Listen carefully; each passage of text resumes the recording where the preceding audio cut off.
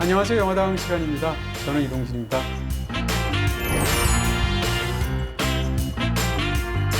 안녕하세요. 영화당 김주현입니다. 언젠가 한번 써먹을 줄 알았는데 오늘이 그날이군요. 오늘 주제가 주제이니만큼 네. 영화당을 하지 않을 수 없었습니다. 네. 오늘 다룰 주제가 바로 이창동 감독님이시잖아요. 소설가에서 영화로 가신 분. 그렇죠. 영화에 안착하신 분입니다. 네. 그런 저의 바람을 담아가지고 저도 언젠가 영화에 안착하고 싶다 네. 라는 생각을 가끔씩 합니다. 네. 그래서 영화당이라고 이름을 지어봤습니다. 꿈보다 행복인 거 아시죠? 네. 네. 자, 영화당 당수이신 김준혁 작가님을 모시고 그럼 네. 지금부터 이창동 감독에 관한 이야기를 오늘 드려보도록 하겠습니다. 최근에 사실 솔직히 얘기하면 이창동 감독님의 신작이 나오면 하려고 그랬는데 부지 하세월이시고 네. 언제 나오실지 이제 알 수가 만드신다는 없으니까. 얘기를 하긴 하시는데 이걸 또 언제 찍어가지고 언제 또 우리가 언제 하겠어요? 빨리 영화계 하는 뭐 거죠. 네. 한국 영화계 3대 거짓말 있다고 하잖아요. 이창동 감독의 나 시나리오 다 썼다. 아하. 이창동 저희 박찬욱 감독의 이번에 만든 영화는 진짜 재미있는 오락 영화다. 홍상수 감독의 당분간 쉴랜다. 이런 것들이 사실은 다 네. 한국 영화계 3대 거짓말이다. 이런 얘기들 흔히 하죠. 근성 생각나 빨간다리?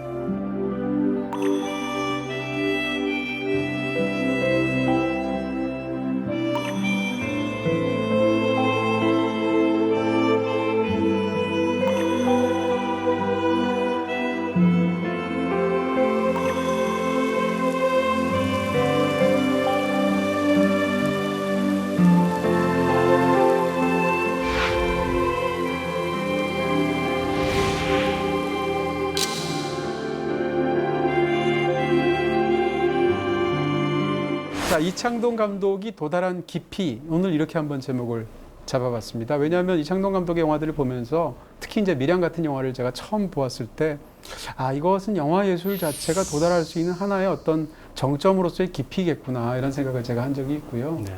이창동 감독을 생각하면 제가 떠오르는 건 그런 겁니다. 이제 예술가를 생각할 때 우리가 전통적인 예술가 하면 떠오르는 어떤 이미지가 있습니다. 그건 뭔가 하면 세계 앞에 이해할 수 없는 그런 것들과 부조리와 수수께끼로 가득 찬 어떤 세계가 있단 말입니다. 근데 그 세계 앞에 맨몸으로 다가서서 직시하는 어떤 단독자 그런 것으로서 예술가 상이 있다고 저는 생각하는데 이게 굉장히 전통적인 예술가에 대한 상이죠. 이런 그 예술가를 생각할 때 제일 먼저 떠오르는 사람이 저는 이창동 감독이에요. 네. 그런 면에서 이창동 감독은 항상 본질이나 뭐 진실이나 이런 문제를 다루게 되는데 사실 요즘 뭐 본질, 진실 이런 걸 쓰면은 요즘처럼 힙하고 또 굉장히 모든 것이 개인의 취향으로 환원되는 세상 속에서 너무 이상한 것 같잖아요. 너무 좀 심각한 것 같고 그렇지만 아직도 이런 예술을 하는 사람이 있다. 그리고 가장 그런 깊이 속에서 도달하는 감독 중에 하나가 바로 이창동일 것이다 라는 의미인 거죠. 네. 전 이번에 밀양과 시를 다시 보면서 네. 굉장히 특이한 점을 비슷한 점을 하나 발견을 했는데 주인공들은 늘 중간계에 속해 있는 사람들 같아요. 그러니까 중간에 있고 한쪽으로는 속이 있고 한쪽으로는 성이 있어서 그 성과 속 사이에서 어쩔 줄 몰라 하는 주인공들의 이야기인 것처럼 보여서 어쩌면 지금 현대 많은 사람들이 사실은 이 단계, 이 중간계에 머물러 있는 사람들이 많을 텐데 여기에서 한번 진중한 질문을 던져볼 수 있는 좋은 기회가 될 수 있지 않을까 라는 생각이 들었습니다. 이창동 감독 영화는 이제 리얼리즘에 관한 리얼리즘 영화라고 할 수 있을 텐데 지난 한 3, 40년간 한국 영화계에서 리얼리즘적인 측면에서 가장 큰 성과를 거둔 사람이 누구냐 하면 저는 이창동 감독이라고 생각해요. 네. 그런데 개인적으로 이창동 감독한테 이런 질문을 한 적이 있습니다. 영화를 촬영할 때 혹은 편집할 때 혹은 최종적인 작업을 할 때 가장 신경 쓰는 어떤 기술적인 측면이 있다면 무엇인가라는 질문을 했는데 이창동 감독님이 그런 얘기 하더라고요. 얼굴색이 얼마나 자연스러운가. 얼굴색이요. 그러니까 이창동 감독의 영화들이 뭘 지향하는지를 너무 잘 보여주는 훌륭한 대답이라는 생각이 들고요. 얼굴색이 자연스러운 기술적인 측면에서 가장 중요하다는 거예요. 그런 즉슨 얼마나 가장 사실에 가까운, 가장 진실에 가까운 그런 시각적으로나 아니면 영화의 화법으로나 그런 것을 추구하는 감독인지를 보여줄 수가 있는 것 같고요. 또 한 가지 이창동 감독 영화의 어떤 굉장히 한국 영화사에 기여한 부분이 있다면 배우들. 네. 이런 배우들을 어디서 어떻게 골랐을까라는 느낌이 저 들죠. 이번 영화 보다가 네. 그 모든 배우들이 연기 다 잘하죠. 전문 연기자들인가 전부 다? 뭐 아닌 경우들도 네. 있고 그런 경우들도 있고 연극 배우들인 경우들도 있는데 도대체 저 연기자들 어떻게 통제했으며 어떻게 연기를 지도했는지가 너무 궁금하더라고요. 그렇습니다. 뭐 미령 같은 영화를 보면 가장 작게 나온 사람 하나까지 연기를 너무 잘하는데 예를 들면 지금은 한국 영화에 굉장히 크게 활약하시는 이성민 씨 같은 분이 밀양이 최초의 데뷔작이거든요. 거기서 단역으로 나오는데 그런 사람들 다 골라서 쓰는 거잖아요. 그런 능력이 대단하고 그 다음에 뭐 너무나 잘 아시듯이 박하사탕 같은 영화를 통해서 지금은 한국 영화의 대들보 같은 존재인 문소리 씨, 설경구 씨 이런 존재들을 발탁한 거지 않습니까? 그리고 윤정희 씨는 시를 찍을 때 이미 한국 영화계를 떠난 지가 너무 오랜 세월이 지났는데 이 배우를 골라서 이 배우만이 할 수 있는 배역을 맡겨서 시같이 또 훌륭한 영화를 끄집어내기도 하잖아요. 이런 것들을 보면 정말 배우를 골라내는 굉장한 눈을 갖고 있는 감독이다. 이렇게 얘기할 수 있겠죠. 어쨌건 그 연장선상에서 이제 이창동 감독에 관한 가장 큰 비판점이 뭔가 하면 너무 문학적이다. 이런 비판을 항상 이창동 감독 영화에 대해서 해요. 근데 전 그런 얘기 들을 때마다 네. 과연 문학적인 게 뭐고 그러니까. 영화적인 게 뭘까? 네. 뭐 시적인 게 뭐고 네. 소설적인 게 뭘까? 그런 생각을 많이 하게 돼요. 일단 저는 이렇게 생각이 듭니다. 영화가 문학적이면 안 되나? 이런 생각이 일단 드는 거예요. 우리가 어떤 영화에 대해서 미술적이다라고 말하는 경우들이 있잖아요. 예를 들면 웨스 앤더슨의 영화들. 근데 웨스 앤더슨의 영화가 미술적이다. 미술적으로 굉장히 화려하다라고 말하는 게 웨스 앤더슨을 깔아뭉개는 소리가 아니거든요. 그냥 특징을 말하는 거거든요. 근데 누군가의 어떤 영화에 대해서 문학적이다라고 말하면 영화적이지 않다라는 판단 기준을 갖고 있는 경우가 굉장히 많아요.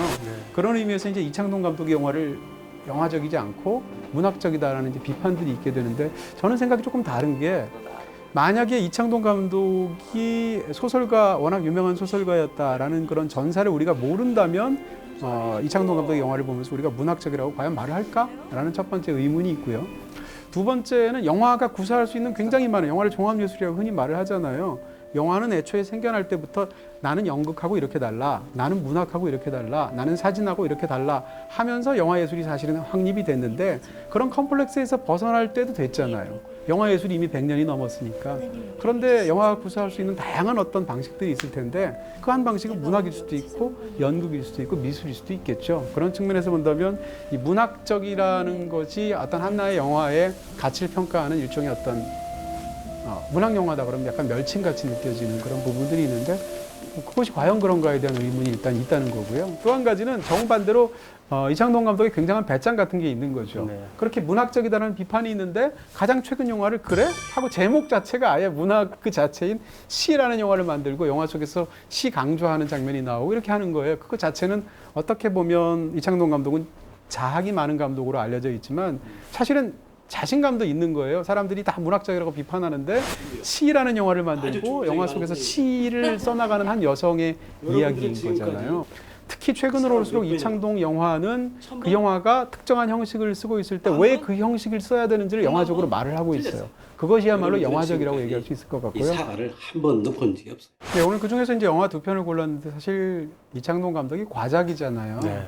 데뷔한 지가 20년이 넘었는데 영화를 지금 5편밖에 안 만들었으니까 이제 우리가 이제 이런 감독을 올림픽 감독이라고 하는데 4년마다 영화 한 편씩 찍으시니까 그 사이에 또 많은 일도 있었죠. 장관도 하셨기 때문에. 그러셨죠. 뭐 큰 일도 하셨는데 이창동 감독 같은 경우에 가장 최근 영화가 시인데 이게 벌써 7년이 됐어요. 그런 걸 보면 사실은 영화를 많이 이렇게 빨리빨리 다작을 하시는 분은 전혀 아닌데 그 5편이 다 훌륭하잖아요. 근데 그 중에서 오늘 이렇게 두 편을 고른 특별한 이유는 이 두 편이 워낙 좋기도 하지만 이 두 편이 사실상 2부작처럼 느껴지기 때문에 골랐습니다. 그 말씀을 드리고 싶고요. 기본적으로 이 밀양과 시는 여러분들도 잘 아시는 것처럼 밀양에서 있었던 오래전에 있었던 굉장히 한국 사회를 떠들썩하게 만들었던 어쨌든 성폭행 사건, 끔찍한 사건이 있었잖아요. 그 사건과 이 영화가 어느 정도 직간접적인 영향 관계 속에 있다라는 측면에서 보면 뿌리가 맞닿아 있는 2부작 같은 영화라고 볼 수도 있고요. 또 하나는 이제 밀양과 시의 어떤 특징 같은 것일 텐데 밀양은 가해자, 피해자 쪽의 이야기입니다. 어떤 특정한 사건에.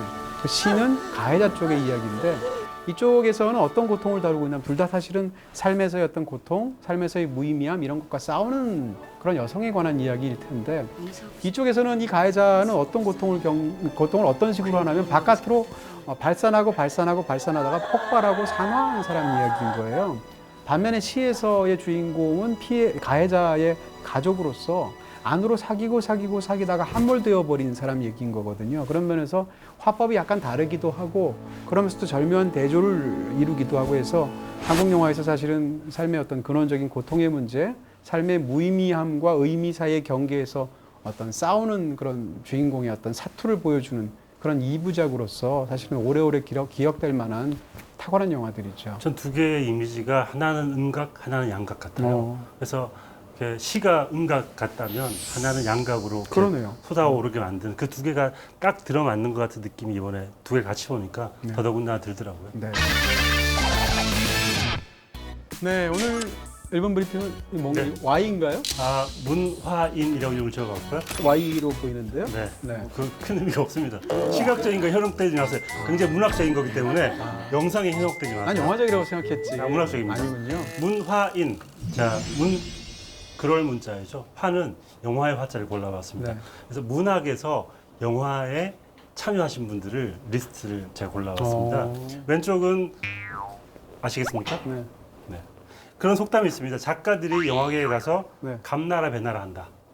감독으로 네, 감독나라, 네. 배우나라. 배우나라. 저희 네. 문학인들이 감나라 배나라 한다는 게 여기서 비롯된 말이고요. 네. 네. 의외로 감독을 하신 그 분들이 꽤 많습니다. 맞네요.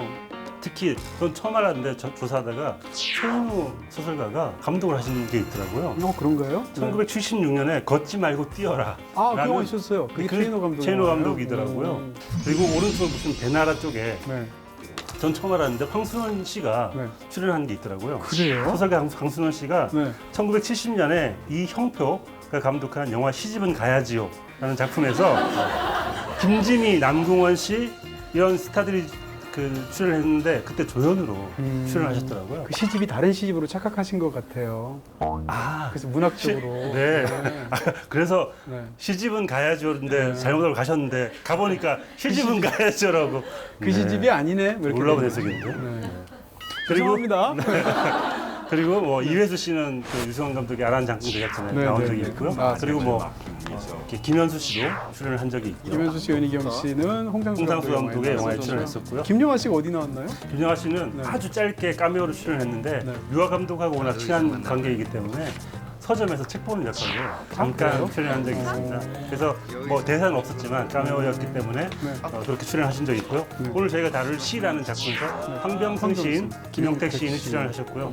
아마 더 많이 있을 텐데 제가 좋아하는 작가들 위주로 명단을 꾸려봤습니다. 네.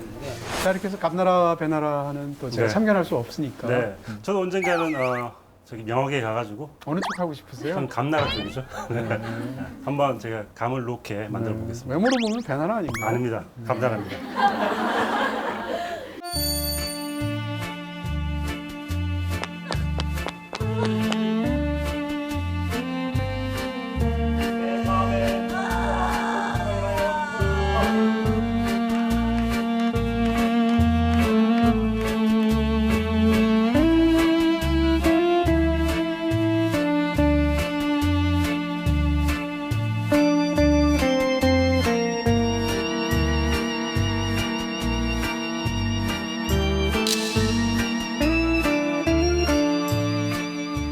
네, 첫 번째 영화는 밀양 먼저 다루도록 하겠습니다. 먼저 나온 작품이기도 하고요. 네, 저희가 아주 짧게 다룬 적이 있습니다.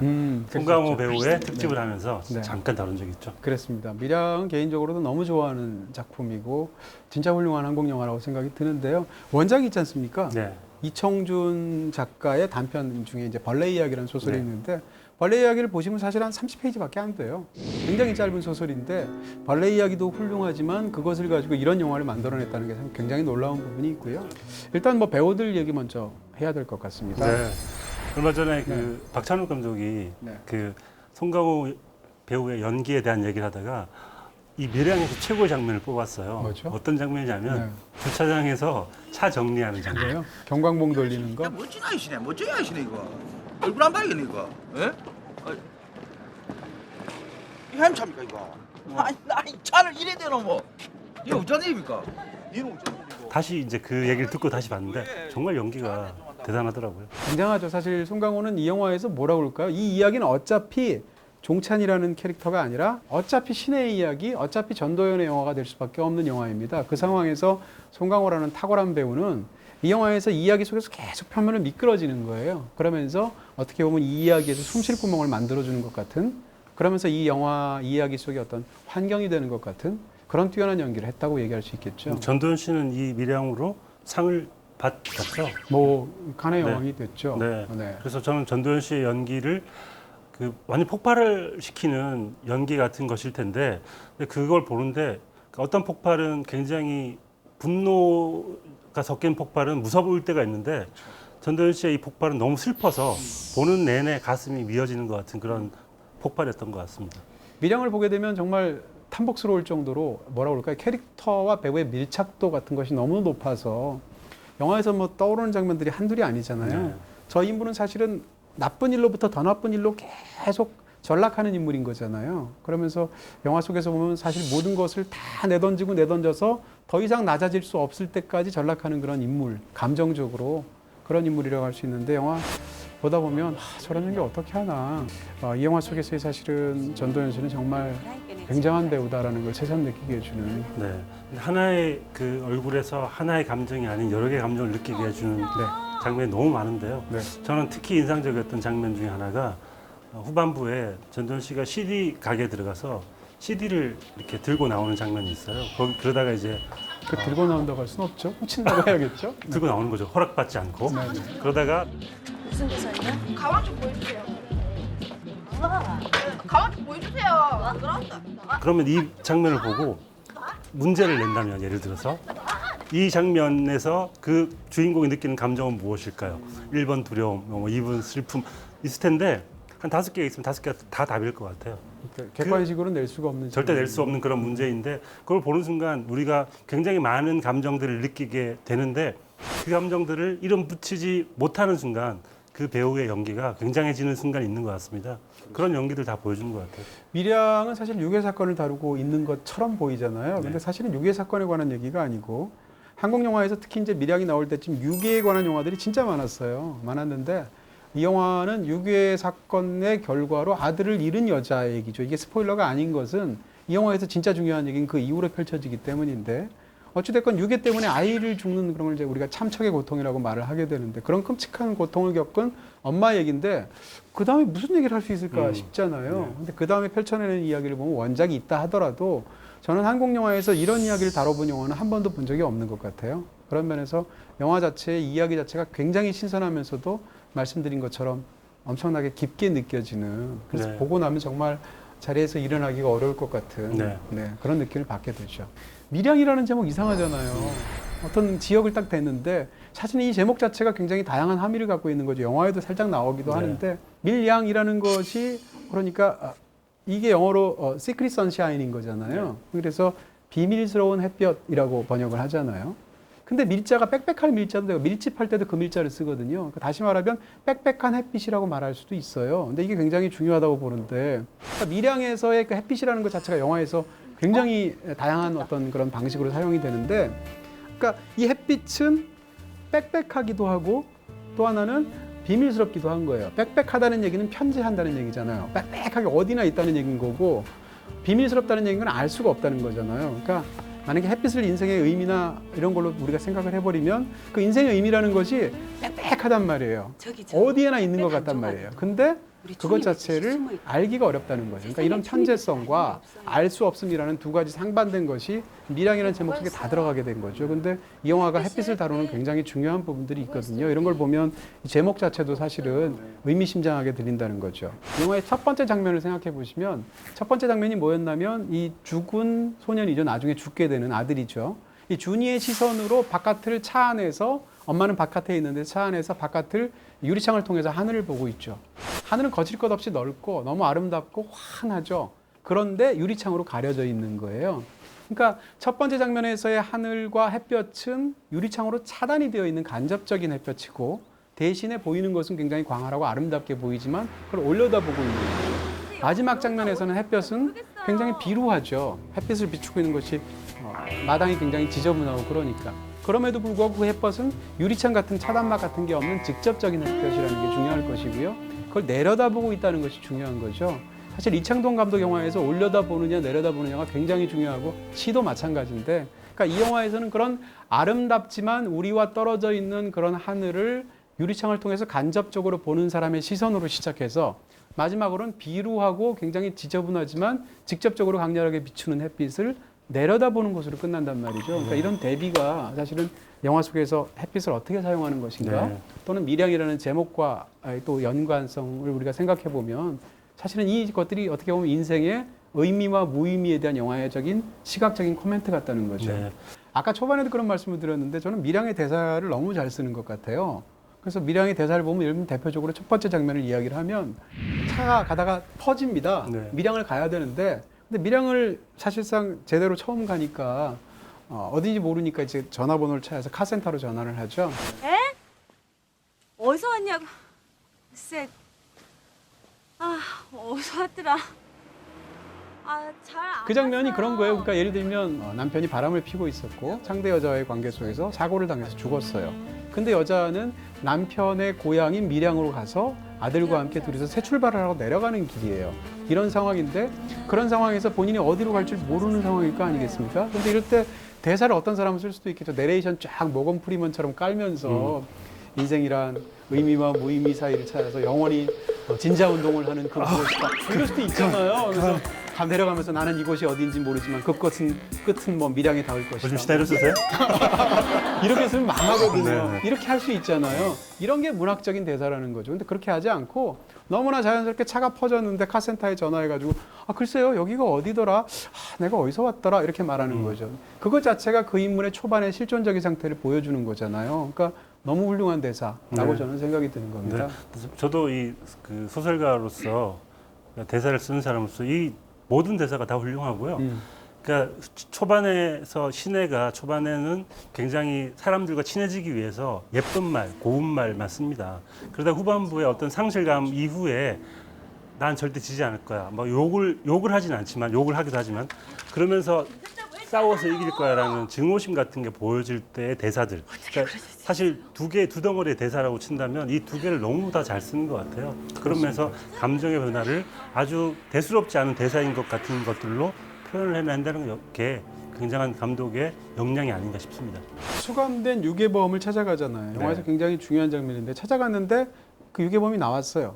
첫 마디 그 얼굴을 보면서 신혜가 뭐라고 말하면 얼굴이 좋네요, 생각보다. 그 말에 모든 게 담겨 있는 거죠. 네. 사실은 본인은 그 유괴범과 대하기 위해서 마음속으로 너무 괴로운 시간들을 거쳐서 종교적인 힘으로 승화했다고 생각했는데 상대방 얼굴이 딱 좋은 것을 보는 순간 마음이 완전히 흐트러지는 거예요. 그런 상황에서 그것을 얼굴이 좋네요 생각보다라고 말을 하는 것 자체가 이 사람이 길게 왜 절망할 수밖에 없는지를 붙이는 것보다 훨씬 더 네. 간결한 일상의 언어이면서도 너무 훌륭한 대사가 되는 거죠. 저는 이제 그 연장선상에 그런 생각이 드는 거예요. 이 영화에서 인물도 참 잘 묘사하는 게 초반에 보면 신혜가 밀양에 나가서 주변 사람들하고 이렇게 동네 사람들하고 이렇게 친해지기 위해서 굉장히 적극적으로 나섭니다. 네. 그래서 이제 보면 예를 들면 땅을 보러 다닌단 말입니다. 근데 사실 영화를 뒤에까지 보고 나면 별로 돈이 없는 사람이에요. 없는 사람인데도 불구하고 원장님, 좋은 땅 혹시 아시면 소개 좀 해주세요. 그 이유는 뭔가 하면 사람들이 자기를 이렇게 함부로 보는 게 싫으니까 그러면서 혼자 어쨌건 아이를 키워야 되니까 그런 여자의 어떤 그 다부진 마음 때문에 그렇게 사실은 거짓된 행동을 했던 건데 그게 유괴 사건하고 연결이 되는 참극으로 이어지게 되잖아. 이런 묘사라든지 그 다음에 또 초반에 봤을 때 신혜는 원래 실제 그랬을 수도 있고 의지로 그랬을 수도 있는데 주변에 적극적으로 충고하는 사람이에요. 네, 옷집에 맞아요. 들어갔는데 옷집 여자를 처음 보거든요. 네. 근데 자기 개업 인사하러 갔거든요. 그럼에도 불구하고 오지랖 넓게 인테리어 바꾸라는 얘기를 하는 거죠.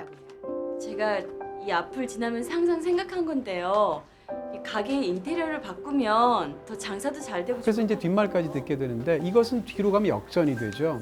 신혜가 어떤 끔찍한 일을 겪고 나면 주변 사람들이 다 얘기할 거 아니겠어요? 이게 다 신의 뜻이다부터 시작해서 위로해 주려는 마음을 하게 되는데 그 충고의 말이 자기 입장에서는 도저히 받아들여질 수가 없는 거죠. 근데 원래 신혜도 그랬던 사람이거든요. 이런 식으로 인물의 어떤 변화나 그 상황의 역전 같은 것을 굉장히 일상적으로 잘 보여주는 그런 뛰어난 화술을 갖고 있습니다.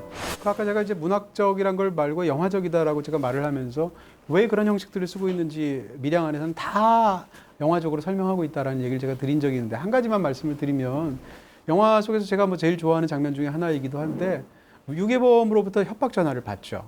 아이가 유괴됐다는 걸 몰라요. 처음 전화를 받는 순간 부들부들 떨게 되죠. 왜냐하면 아이가 유괴된 엄마의 마음이 어떻겠어요. 전화를 끊었습니다. 자기 아이가 유괴됐다는 걸 알아요. 근데 그 밤에 어디로 갈 것이냐의 문제인 건데 본능적으로 밀양에는 아는 사람이 없잖아요. 그 상황에서 자기가 좋다고 계속 쫓아다니고 사람도 좀 좋아 보이는 종찬이라는 남자가 생각이 나죠. 본능적으로 그쪽으로 밤거리를 뛰어갑니다. 카센터를 가게 되는데 카센터에 밤에 손님도 없고 또 종찬은 기분 내기 좋아하고 하니까 유리문을 이렇게 닫은 상태에서 안에서 노래방 기기를 가지고 신나게 노래를 부르고 있는 거죠. 송강호 씨가, 종찬이. 그 모습을 보면서 그 문을 차마 열고 들어가서 뭐 종찬 씨 도와주세요라는 말을 하지 않고 그 바깥에서 우두커니 보다가 돌아서 가는 장면이 있어요. 그 장면을 참 좋아하는데 그 장면 한번 다시 볼 기회가 있으면 한번 자세히 보셨으면 좋겠는데 그 장면에 굉장히 이상한 쇼트가 하나 들어가 있어요. 바깥에서 그 인물이 이렇게 뛴단 말입니다. 막 뛰어가지고 종찬한테 가면은 카메라가 이 신혜라는 인물을 따라가게 되죠. 그 상황에서 신혜의 시점 쇼트로 신혜가 바라보게 되면 닫힌 유리문 건너편에 혼자 막 노래를 신나게 부르고 있거든요. 그랬을 때 망연자실한 그녀의 모습을 정면으로 카메라가 반대편에서 얼굴 보여주는 장면이 있는데 그 쇼트가 너무 이상한 쇼트예요. 왜냐하면 그 쇼트는 카메라를 유리문 뒤쪽으로 옮겨서 안에서 유리문을 걸어서 신혜를 찍으면서 신혜가 멍청하게 망연자실한 얼굴로 안을 쳐다보는 그 얼굴을 잡았는데 그렇게 찍을 이유가 없습니다. 왜냐하면 그 장면은 시점 쇼트가 아니거든요. 다시 말해서 종찬이 노래를 부르다가 신혜 씨가 왔네 하고 봤을 때 그 장면이 나왔다면 논리적으로 말이 되는 거잖아요. 근데 그게 아니고 그 남자는 그 여자가 거기 왔었다는 사실 자체를 모르고 신나게 노래를 하고 있기 때문에 유리문 안에서 쳐다볼 누군가라는 존재가 없는 거죠.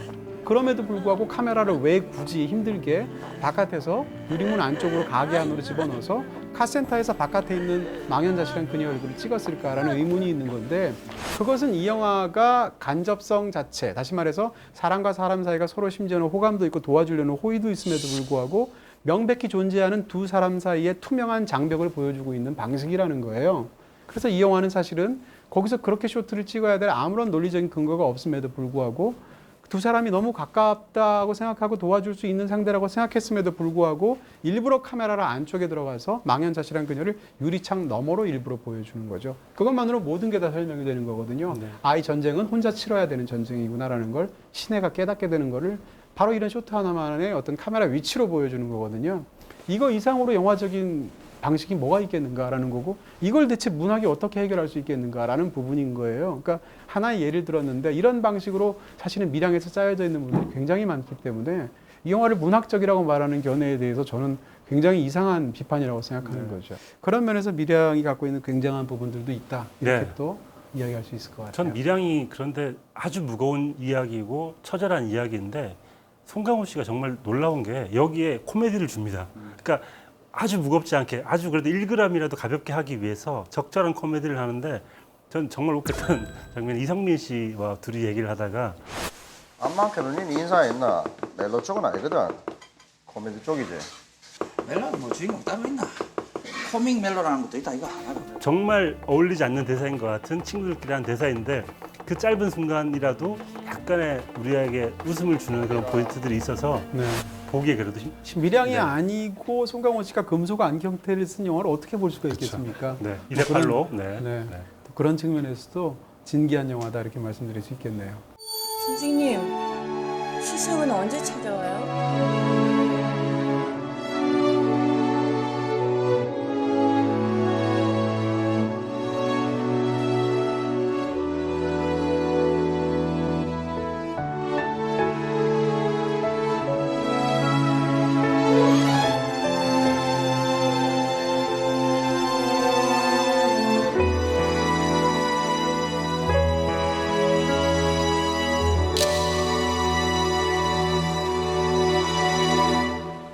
두 번째로 다룰 영화는 이창동 감독의 가장 근작인데 무려 7년 전의 영화이기도 하죠. 저 이 영화를 본 줄 알았거든요.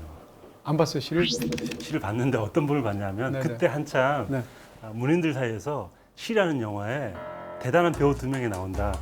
김용탁 씨와 황병승 시인이 나온 둘 다 연기를 너무 잘한다. 황명승 시인이 그렇죠. 나오겠죠. 둘 다 연기를 너무 잘한다고 그래가지고 네. 그것만 봤던 거예요. 네. 근데 지금 말씀해 주신 것처럼 사실 영화 속에 이제 시인들이 실제로 나오기도 하고 그 시인들이 이제 시 강의를 하기도 하는데 김용택 시인이 이제 김용탁 시인으로 나오고 황병승 시인이 황명승 시인으로 이렇게 출연을 하기도 하죠. 근데 실제 두 분은 굉장히 유명한 시인들이시고요. 전 이 시라는 영화가 한편의 창작론 같다는 생각이 들었습니다. 맞아요. 그러니까 이 시작할 때 시를 쓰고 싶어하는 주인공 미자가 어떻게 시를 쓰면 좋을까요? 어떻게 시를 쓸 수 있을까요라는 질문으로 시작해서 마지막에 한 편의 시를 완성하는 이야기이기 때문에 맞아요. 시라는 게 어떻게 완성되어지는가? 시를 어떻게 하면 쓸 수 있는가에 대한 창작론처럼 느껴져서 저는 굉장히 의미가 저한테는 남달랐던 것 같습니다. 네, 그런 창작되는 예술은 세상과 어떤 관련을 맺어야 하는가에 관한 얘기까지 굉장히 흥미진진한 영화라는 생각이 드는데요. 일단 윤정희 씨 얘기를 안 할 수가 없을 것 같고 이 영화를 찍을 때 윤정희 씨가 66이셨습니다. 근데 윤정희 씨는 이제 한국 영화사에서 빼놓을 수 없을 만큼 너무 중요한 배우였고 예전에 이제 트로이카 시대라는 것들이 있었어요.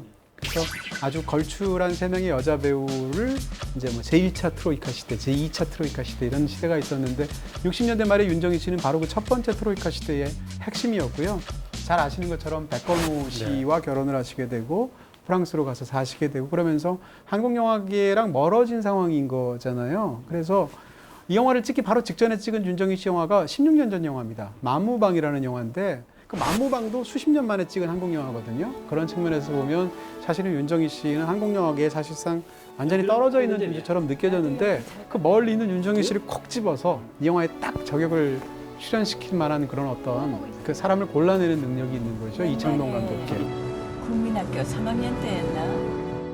근데 기획적으로 보면 참 용감한 영화였던 것 같아요. 그러면서 이창동 감독이니까 가능했던 기획 같은 느낌이 있는데 영화들이 사실 한국 영화계 지나치게 남자 배우들한테 편중이 되어 있지 않습니까? 그런데 60대 여자 배우를 단독으로 주연하는 영화지 않습니까? 그 이 영화를 자세히 보시면 20, 30대는 하나도 안 나와요. 조연 캐릭터 중에 20대, 30대가 한 명도 없습니다. 아예 10대이거나 아니면 40대 이상 배우들이거든요. 그러니까 어떻게 보면 우리가 일반적으로 젊은 관객들, 젊은 사람들이라고 말할 때 20, 30대를 통째로 영화에서 사그리 발라버리고 60대 여성 주인공인데다가 그러면서 세대 간의 이야기를 하는데 세대 가운데 세대는 빼먹었지 않습니까? 그러면서 양 세대를 가운데를 뺀 양 세대 사이의 이야기를 다루고 있는 거거든요. 거기다가 제목은 시예요. 그러니까 사실은 이 기획 자체가 이루어지기가 굉장히 어려운 기획인데 그런 기획을 이런 영화로 영화의 흥행과 상관없이 완성했다는 것 자체가 사실은 굉장히 귀한 그런 기획이라는 거죠. 전 이 영화 오프닝 볼 때부터 약간 의아했습니다. 네. 물이 막 흘러내려가는데 왜 물을 저기서 찍지? 보통 우리가 물을 보여줄 때 흘러내려가는 물을 옆에서 보여주거나 멀리 멀어지는 물을 보여주는데 물을 정면으로 거스르고 있는 것 같은 장면을 보여줍니다. 이 영화가 다 보고 나면 어쩌면 이건 물을 거스르는 한 사람의 위험 같은 걸 보여주고 싶었던 게 아닌가? 시라는 건 그런 게 아닌가라는 생각을 하게 만드는 것 같고요. 여기서 이제 시에 대한 3단계 같은 게 나오는데 창작의 3단계랑 거의 비슷한 것 같습니다. 이게 뭐냐면 김용탁 시인이 와가지고 그렇게 얘기하죠. 시를 쓰기 위해서는 잘 봐야 돼요. 우리가 살아가는데 제일 중요한 것은 보는 거예요. 일단 어떤 것들을 보려면 제대로 보아야 한다. 보고 살잖아요. 그리고 두 번째, 제대로 보았다면 거기에서 어떤 것들을 구분해내야 된다. 진정한 아름다움이란 무엇인가를 거기서 구분해내야 된다. 마지막 세 번째 중요한 게 뭐냐면 아름다움을 찾기 위해서는 나서야 한다. 어떤 것들을 찾아 나서야지만 그 아름다움을 쟁취할 수 있다. 획득할 수 있다는 얘기를 하는데 어쩌면 그게 창작의 3단계 같기도 해요. 그렇게 보자면 이 시라는 작품은 그 세 개의 단계를 차근차근 보여주고 있는 작품이 아닌가라는 생각이 듭니다. 네, 제가 초반에 이 두 영화가 이제 2부작 같다고 말씀을 드렸는데 사실 두 영화가 이어지는 건 아니잖아요. 네. 그럼에도 불구하고 지금 말씀하신 첫 장면을 생각하면 이게 밀양의 연장선상이라는 생각이 들어요. 일단 그 물을 흐르는 물을 찍기도 했지만 그 물 위로 반짝반짝거리면서 내리꽂히는 사실은 햇빛을 찍고 있다고 말할 수도 있고요. 왜냐하면 햇살을 굉장히 중요하게 다루고 있거든요. 그랬는데 아이들은 막 한참 놀고 있고 그 평화로운 풍경 속에 갑자기 시신이 떠오르게, 시체가 떠오르게 되고 시신이 내려와서 시체가 점점 더 크게 보이는 순간 왼쪽에 크게 시라는 제목이 나오는데 시라는 글자 자체가 내려꽂히는 느낌이 있지 않습니까? 글의 모양 자체가 그렇잖아요. 그래서 그 제목이 떠오르는 순간 이건 저는 이제 굉장히 강한 어떤 시각적인 쇼크를 받았는데 이 시라는 영화를 처음 봤을 때 이 영화 그 이후로는 이제 그런 끔찍한 이제 장면을 직접적으로 묘사하는 건 없죠. 네. 근데 이 첫 장면이 밀양의 연장선상 같은 거예요. 아까 말씀드린 것 같은 햇빛이라는 부분도 그렇고 또 가해자와 피해자를 뒤집은 구도라든지 그렇게 보여주고 나서 제목이 흐른 다음에 바로 처음에 나오는 게 뭔가 하면 병원에 있는 텔레비전 장면인데 병원의 그 텔레비전의 뉴스 속에서 팔레스타인 여성이 아들을 잃고 통곡하면서 막 얘기를 하는 그 인터뷰가 나오고 있었어요. 그거 사실상 신의 얘기잖아요. 밀양에 있는. 그런 걸 생각한다면 이 영화는 애초에 시작할 때 사실상 밀양의 이야기가 끝난 자리에서 시작하는 것 같은 그런 느낌이 있는 거죠. 그런 면에서 이부작 같은 느낌이 개인적으로 굉장히 강하게 든다는 것이고요. 초반의 상황이 저는 굉장히 의미심장한 거예요. 첫 장면이 사실상 첫 장면이 미자가 어깨가 너무 아픈 거죠. 그렇게 해서 병원에 치료를 받으러 갔는데 어깨는 별 이상이 없다는 거예요. 그러면서 오히려 문제가 되는 것으로 발견되는 것은 뭔가 하면 치매라는 증상이 발견되는 거예요. 치매 초기라는 게. 그러니까 다시 말해서 미자는 자기의 고통이 뭔지를 몰랐던 사람인 거예요. 어깨가 아파서 병원을 갔는데 사실은 치매가 문제였던 거거든요. 그 병원에 또 어떤 초반의 장면이 있냐면 어떤 여자가 통곡을 하는 장면이 있는데 왜 통곡을 하지? 알고 보니까 아이를 잃은 것 같고 그래서 아유 안 됐네 이러고 미자가 지나갔단 말이죠. 근데 그 여자가 누군가 하면 바로 자기의 손자가 가해자로 참여했던 피해자 여성의 엄마였던 거죠. 그러니까 다시 말하면 초반의 상황 속에서 그때 그 사람이 왜 고통스러워하는지를 몰랐기 때문에 남의 고통도 모르는 거예요. 그러니까 초반의 상황은 자기 고통의 근원이 뭔지도 모르고 정체가 뭔지도 모르고 남의 고통이 무엇인지에 대해서도 제대로 공감할 수 없었던 그녀의 상태로 시작하는 거죠. 그러다가 보니까 자신은 알고 보니까 자기의 진짜 고통은 치매였던 거고 그녀의 진짜 고통은 사실은 나의 가족이 유발시킨 어떤 범죄 때문에 생겨난 고통이었던 거죠. 이런 식으로 뒤로 가면 사실 고통의 실체와 마주하게 되는 사람의 얘기인데 네. 초반부터 굉장히 의미심장한 거예요.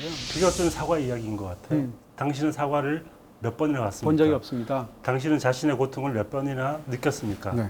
근데 한 번도 우리가 느끼지 못하는 게 그 고통에 대해서 생각해 보지 않았기 때문에 한 번도 느낄 수 없었다는 이야기를 두 개의 이야기로 하고 있는 것 같습니다. 그렇습니다. 영화에서 보면 이 미자의 동선들도 굉장히 잘 짜여 있어서 미자는 어떤 모임이 영화 속에 모임이 많잖아요. 왜냐하면 이 자식들, 손자들이 저지러 놓은 끔찍한 일이 있는데 그걸 수습을 해야 되니까 가해자의 부모들이거나 뭐 할머니, 할아버지니까.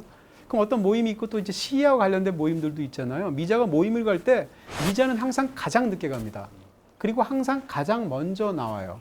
그 말인즉슨 모임에 있는 것 자체를 견뎌내기가 힘들어하는 그런 존재인 거죠. 지금 이 자리에서 떠나고 싶은 거예요. 그러니까 항상 제일 늦게 갔다가 제일 일찍 나옵니다. 모든 모임에서 미자는 항상 그런 동선을 갖고 있고 그리고 계속 말을 잘못 알아듣거나 치매 때문에 깜빡깜빡하거나 그 상황에서 계속 미끄러지는 거죠. 그 이유는 본인이 그 자리에 있고 싶지 않기 때문에 그걸 자꾸 부정을 하게 되는 건데 알츠하이머에 걸렸다는 것도 사실 그 의미론적으로 본다면 본인이 잊고 싶은 거죠. 이 끔찍한 현실에서의 일들을 잊고 싶은 건데 그런 욕망이 만들어낸 병처럼 보이기도 한다는 거예요. 실제 그렇다는 것이 아니라. 결국은 아까 초반에 말했듯이 제목도 시인데다가 과연 예술과 사회의 어떤 관계, 네. 예술가가 세상하고 어떤 관계를 맺어야 되는가 여기에 관한 이야기처럼도 보이는데 극 중에서 이제 시를 배우고 싶은 강렬한 욕망은 사실은 이 세계에 나는 속해 있지 않아라는 욕망하고 결합이 되어 있습니다. 네. 그러니까 이 세계가 너무 끔찍하니까 사실은 자기가 겪는 일로부터 벗어나서 고상한 예술의 세계로 도피하고 싶은 미자의 마음 같은 게 있는데 그래서인지 초반에 이제 시상을 떠올리려고 할 때 미자는 영화 속에서 제가 아까 밀양에서도 그런 말씀을 드렸는데 이창동 감독 영화에서 흔히 그런데 항상 초반에는 계속 위를 봅니다. 위를 봐요. 그래서 예를 들면 시라는 것은 아름다운 걸 쓰는 거지. 그러니까 예를 들면 날아다니는 새를 본다거나. 새들의 노랫소리 무엇을 노래하나 뭐 이런 식의 시를 쓰기도 하죠. 네. 네. 그리고 또 뭐 나무를 본다든지 하다못해 천장에 있는 형광등을 본다든지 이런 식으로 계속 올려다보죠. 올려다봐야 시를 쓰는 거다라고 생각했던 사람인 거예요. 왜냐하면 애초에 그 올려다보는 이유 자체가 밑에를 보고 싶지 않다는 뜻이니까.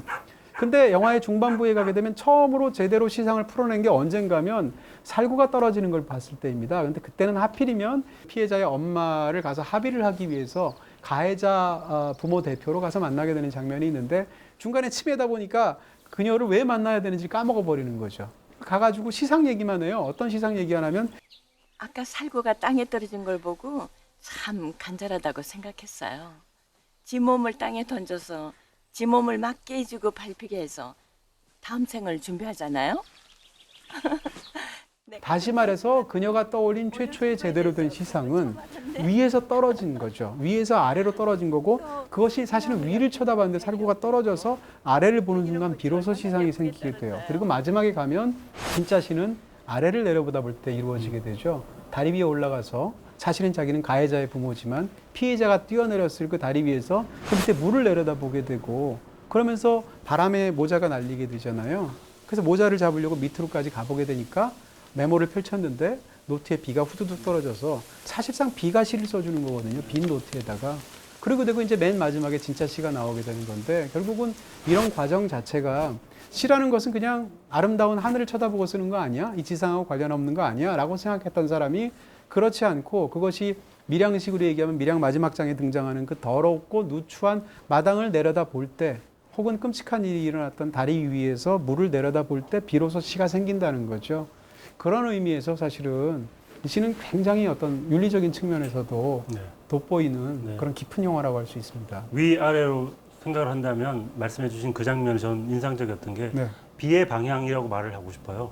그러니까 계속 위를 올려다보던 미자가 어느 순간 아래를 보게 되는 이유가 비가 하늘에서 더 이상 위를 내려다보지 말고 아래를 봐라고 노트를 적시는 순간 이 사람의 마음이 어떤 깨달음 같은 게 오는 게 아닌가.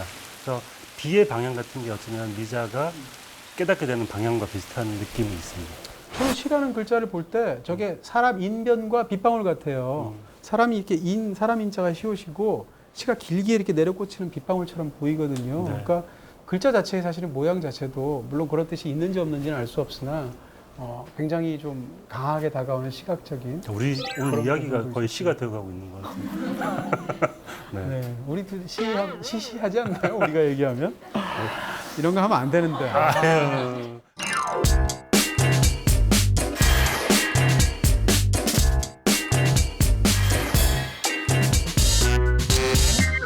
네, 이창동 감독 영화 중에 가장 최근 영화 두 편을 골라서 저희가 약간 이부작 같다 이렇게 말씀을 드렸고요. 네. 두 편의 정말 주옥 같은 영화들 중에서 그래도 하나 고르셔야 됩니다. 네. 아니, 그래도가 아니고 저는 압도적으로 한쪽이 좋았습니다. 아 그래요? 시죠? 네. 네. 시를 예전에 왜 보다가 말았나 싶을 정도로 다 보았는데 이건 정말 내 인생의 영화가 아닌가라는. 아니 왜냐하면 이번에 보고 그러니까 전에는 몰랐었는데 보는 순간 왜 이걸 몰랐지 지금까지 이 깊이를 나는 왜 까먹고 있었지라는 생각을 했고요. 그러니까 말씀드린 것처럼 이 시라는 영화는 한편의 창작론이기도 하고 우리가 어떤 문학을 하려고 할 때 어떤 마음으로 하게 되는지 그 문학과 세계의 관계는 어떠해야 하는지 그리고 한편의 시는 어떤 식으로 완성되어지는지 마지막 영화를 다 보고 나면 한편의 시가 완성이 되어 있는데 과연 그 시의 의미는 이 영화와 어떤 관계를 맺고 있는지를 생각을 많이 해보게 되는 작품인 것 같고요. 저는 거의 완벽한 영화가 아니었나 싶어요. 그래서 훌륭하죠. 정말 좋아하게 된 작품이고요. 그래도 밀양도 놓칠 수 없는 작품이기 때문에 밀양에서는 정말 제 마음을 뒤흔든 장면이 하나 있습니다. 뭐죠? 신혜가 시에 찬 마음으로 부흥회를 갔다가 목사님이 어떤 이야기를 막 하고 있는데 훔쳤다가 자꾸 적발된 CD를 트는 장면이 있습니다. 거짓말이야 거짓말이야 거짓말이야 거짓말이야 거짓말이야 신혜가 그 짓는 표정 통쾌하기도 하고 참담하기도 하고 슬프기도 한 그 표정으로 걸어 나올 때 그 장면을 보는데 와 정말 제 마음을 흔들더라고요. 그런 그 신의 마음을 느낄 수 있어서 그 장면을 의외로 최고의 장면으로 보겠습니다. 의외네요, 진짜. 그 장면 굉장히 좋아하긴 하는데 한편으로는 이제 밀양을 굉장히 좋아하는 사람으로서 그 장면이 약간 그러니까 너무 영화가 완벽하다는 측면에서 네. 약간 좀 과하지 않나? 네. 왜냐하면 의미가 너무 네. 직접적이지 않나? 그렇죠. 이런 생각을 사실은 잠깐 네. 하긴 저 그래서 했었죠. 좋아했던 것 같아요. 그렇군요. 네. 저는 두 편 중에 둘 다 좋아하는데요. 워낙 좋아하는데 하나를 고르라면 밀양이고요. 네, 그럴 줄 알았습니다. 저는 장면도 밀양에서 고를게요. 그래서 저는 배려가 어디 있어? 네, 몰아주기. 네. 네. 밀양에서 최고의 장면으로 제가 꼽는 것은 어떤 장면인가 하면요. 아까도 잠깐 얘기하다가 앞부분까지 하다 말았는데 그러니까 유괴범의 협박 전화를 최초로 받고 나서 종찬한테 갔더니 카센터에서 도움을 받을 수가 없잖아요. 그랬을 때 힘없이 돌아선 신혜가 찻길로 갑니다.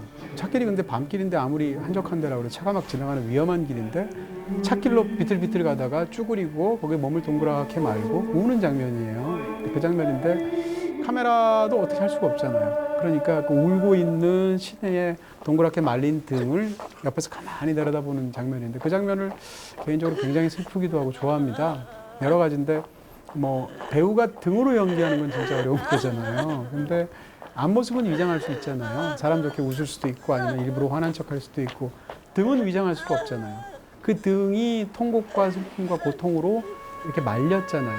그리고 거기서 이제 계속 울음을 우는 그 등을 카메라가 속수무책이기도 하고 혹은 어떤 연민의 시선이기도 하고 내려볼 때 그때의 느낌은 아 밀양이 진짜 보여줄 수 있는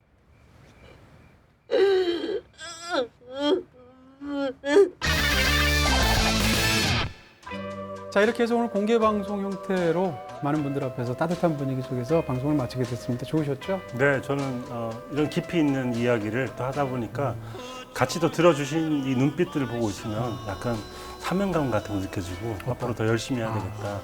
농담을 하더라도 한 번 더 즐거운 농담을 웃길 수 있는 농담을 해야 되겠다는 생각을 하게 됐습니다. 자, 어쨌건 이렇게 해서 마치도록 하겠습니다. 자, 뭐 깊이 있는 그런 따뜻한 시선에 대한 감사의 말씀 해주셨는데 저도 마찬가지였고요. 이창동 감독이 도달한 깊이라는 제목으로 두 편의 아주 뛰어난 영화들 다시 한번 깊게 살펴보는 기회가 됐습니다. BTV에서 보실 수 있고요. 저희는 다음 주에 뵙도록 하겠습니다. 고맙습니다.